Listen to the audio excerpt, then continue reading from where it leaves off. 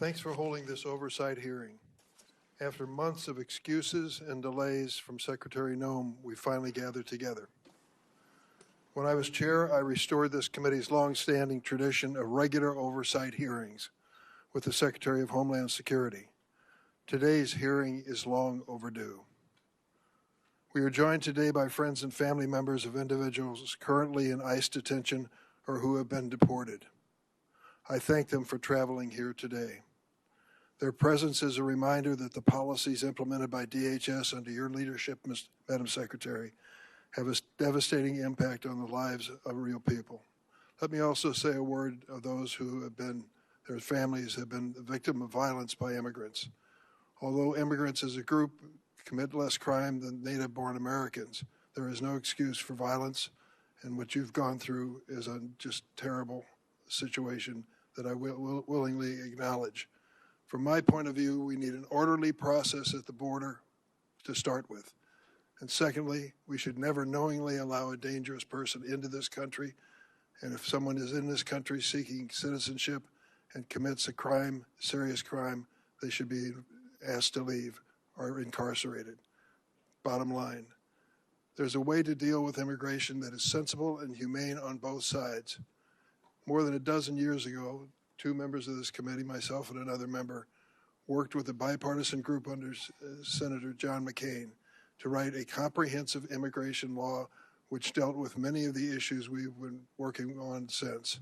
It passed in the United States Senate with over 60 votes, bipartisan, supported by business and labor and religious leaders across the board. Unfortunately, the Republican leadership in the House of Representatives refused to take it up. Had we passed that and made it the law of the land, we could have avoided a lot of the terrible things that have occurred since. Madam Secretary, under your leadership, the Homeland Security Department has been devoid of any moral compass or respect for the rule of law.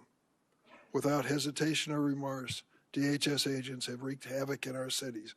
I've seen it in the city of Chicago, and acted with unspeakable cruelty against children, immigrant families, and American citizens.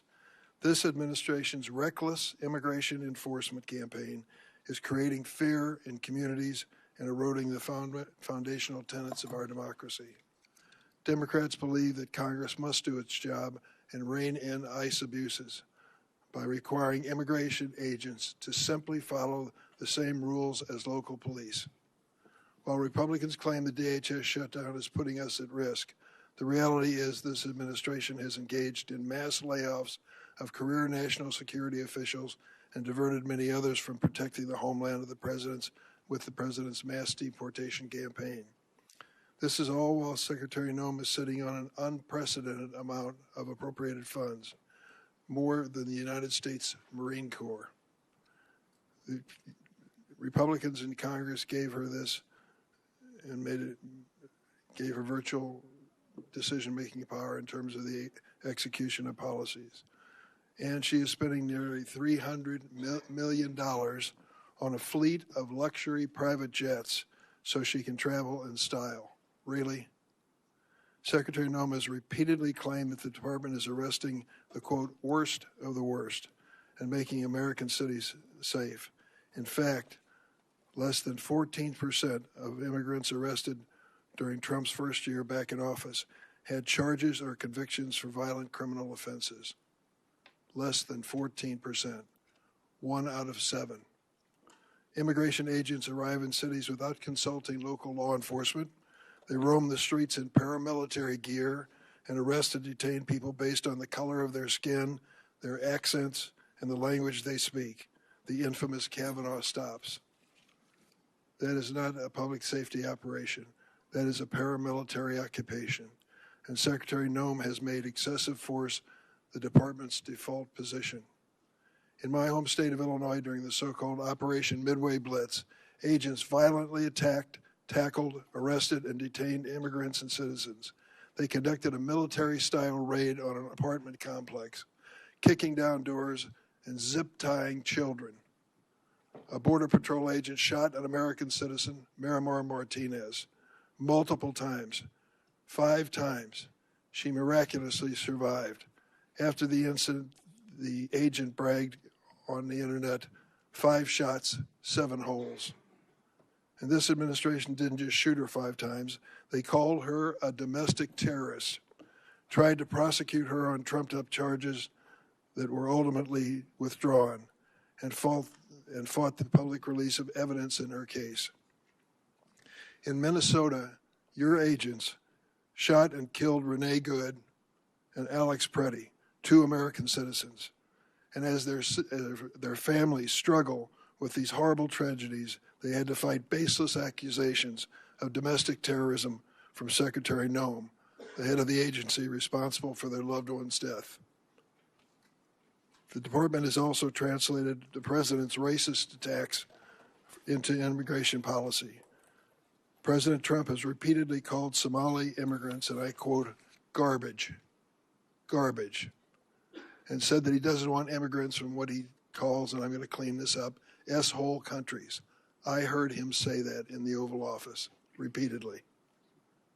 Secretary Noem responded to what she called, quote, a full travel ban on every damn country that's been flooding our nation with killers, leeches, and entitlement junkies. It just so happens that every country covered by the Trump-Noem ban has a majority non-white population. Earlier this month, the Trump administration deployed border czar Tom Homeland to Minneapolis, supposedly to end Operation Metro Surge.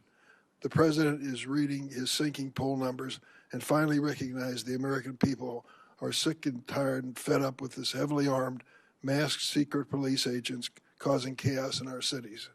But the reality is the administration has not backed down from Stephen Miller's 3,000 person a day arrest quota.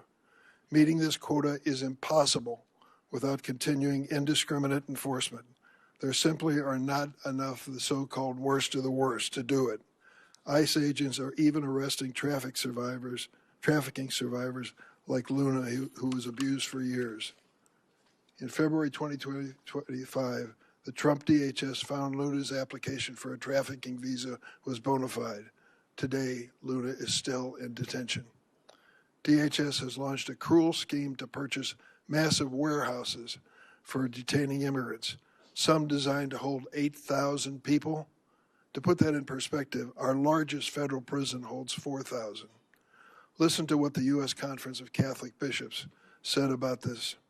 The thought of holding thousands of families in massive warehouses should challenge the conscience of every American.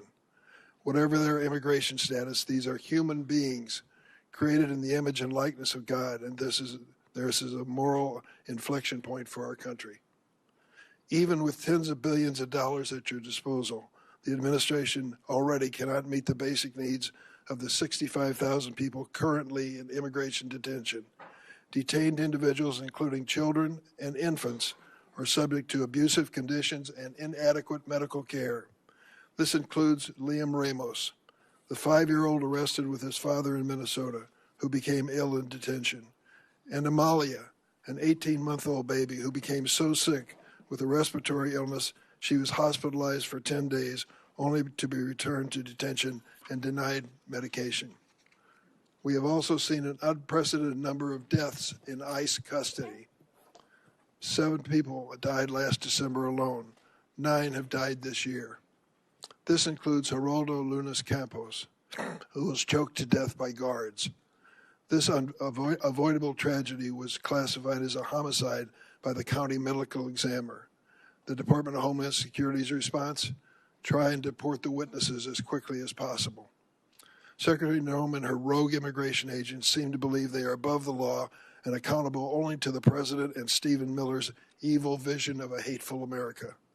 Chief Judge Patrick Schultz of Minnesota, a Republican appointee, found that ICE violated at least 96 court orders in Minnesota in January, the month of January alone, which he said was, quote, likely more than some federal agencies have violated in their entire existence. And hundreds of federal judges have ruled more than 4,440 times that ICE is detaining immigrants illegally. That is an extraordinary rebuke from the federal bench. It hasn't stopped there. This department has trampled on the Fourth Amendment, forcibly entering private homes and businesses without judicial warrant. The Trump administration has also punished individuals for exercising their rights to free speech and peaceful protest under the First Amendment. They revoked a student's visa for writing an op-ed in America. In America. They have subpoenaed social media companies for information on Americans who have criticized ICE. ICE agents have found the addresses of peaceful protesters and showed up their homes to intimidate them. Now the administration is even threatening to interfere with our elections. President Trump has suggested that the federal government should nationalize elections. Top Trump ally Steve Bannon recently said, "We're going to have ICE surround the polls. We'll never again allow an election to be stolen," end of quote. Secretary Noem went further, and this is what you said, and I quote, "Make sure that we have the right people voting, electing the right leaders to head this country." And the administration has threatened immigration enforcement surges if state officials do not turn over their voter rolls and raided an election office in one swing county. We must ask, what is President Trump's endgame for this reign of state-sponsored violence against America's own citizens? History teaches us that immigrants are the first target when an authoritarian regime seeks to erode civil rights and consolidate power. But immigrants are never the last target. And we know that Donald Trump does not respect the constitutional rights of any American, regardless of party. Secretary Noem, this is the first time we met. I've been on this committee for more than 2 decades. I worked with every one of your predecessors of both political parties. I tried to meet with you before and after your confirmation, but you refused every request. I want to be clear, and you should know this. No official on this side of the rostrum or the other is above the law. You have no right to deploy immigrant agents as a paramilitary force in American cities. You swore an oath to uphold the Constitution. You have an obligation to answer questions posed by the members of this committee so that meaningful accountability can begin for the terror we are witnessing in America every day.